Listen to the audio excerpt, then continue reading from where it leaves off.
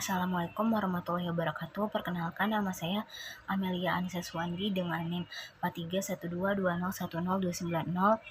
Saya akan mengerjakan tugas besar 2 dari mata kuliah kewarganegaraan, yaitu mempresentasikan materi bab 11 tentang ketahanan nasional. Ditinjau dari sudut terminologis, pengertian geostrategi dalam konteks kewilayahan Indonesia bisa bermakna sebagai suatu strategi dalam memanfaatkan kondisi geografis negara dalam menentukan kebijakan, tujuan, dan sarana umum untuk mewujudkan cita-cita proklamasi dan tujuan nasional. Di Indonesia sendiri, geostrategi diartikan sebagai metode untuk mewujudkan cita-cita proklamasi sebagaimana tercantum dalam Mukadimah Undang-Undang 1945 melalui proses pembangunan nasional. Karena tujuan itulah maka ia menjadi doktrin pembangunan dan diberi nama ketahanan nasional.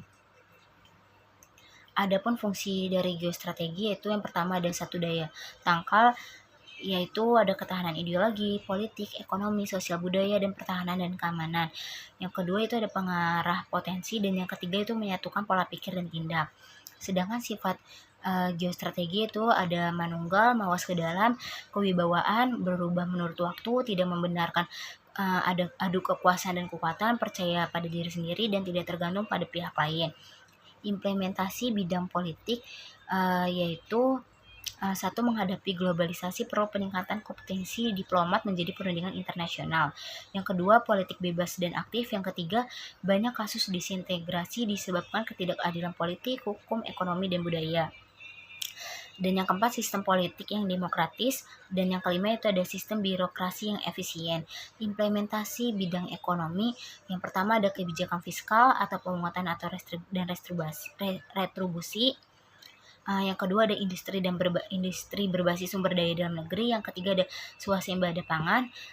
Terus selanjutnya ada implementasi bidang sosial budaya. Yang pertama itu meningkatkan HDI Indonesia, yaitu pendidikan, kesehatan, dan lingkungan. Yang kedua wajib belajar, dan yang ketiga meningkatkan disiplin masyarakat. Berikutnya ada implementasi bidang hukum, yaitu profesionalisme aparat penegak hukum, pemberantasan korupsi, dan kesadaran HAM. Pembahasannya yaitu ketahanan nasional Indonesia berawal dari kesadaran bahwa bangsa dan negara ini mengandung sekian banyak anasir pemecah belah yang setiap saat dapat meledak dan mencabik-cabik persatuan dan kesatuan bangsa.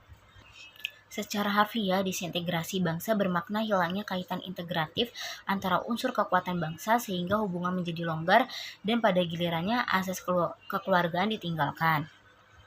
Bila dilihat dari segi geopolitik dan geostrategi, maka anasir disintegrasi dapat dibedakan antara anasir luar dan dalam negeri. Yang pertama ada anasir luar, yaitu sejak sirnanya Uni Soviet, Barat muncul sebagai pemenang ideologi dan sekaligus merasa sebagai pemenang budaya. Dalam suasana euforia semacam itu muncullah keyakinan dalam masyarakat Barat bahwa nilai yang mereka anut adalah superior dan harus dipaksakan ke seluruh jagat raya dengan rumusan bahwa sistem nilai yang mereka anut memiliki kebenaran dan karenanya juga validitas universal. Yang kedua ada anasir dalam, yaitu modernisasi di segala bidang ternyata telah memperlebar irisan pemilihan. Di tengah-tengah masyarakat, sesuatu yang selalu menjadi kekhawatiran dan obsesi para pendiri republik, mulai dari pemilihan bahasa nasional yang bukan berasal dari bahasa daerah suku dan bukan berasal dari bahasa daerah suku yang mayoritas dapat merupakan yang bukan berasal dari bahasa daerah suku yang mayoritas dapat merupakan unsur integratif karena tidak lagi suku bangsa ini.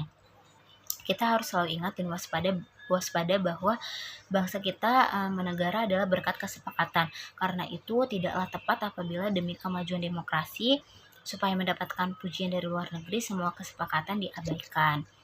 Kesimpulan dari materi bab ini adalah dengan memahami anasir dalam dan luar negeri seperti diuraikan di atas, maka hal yang paling berbahaya bagi Indonesia apabila anasir dalam ditumpangi oleh anasir dari luar.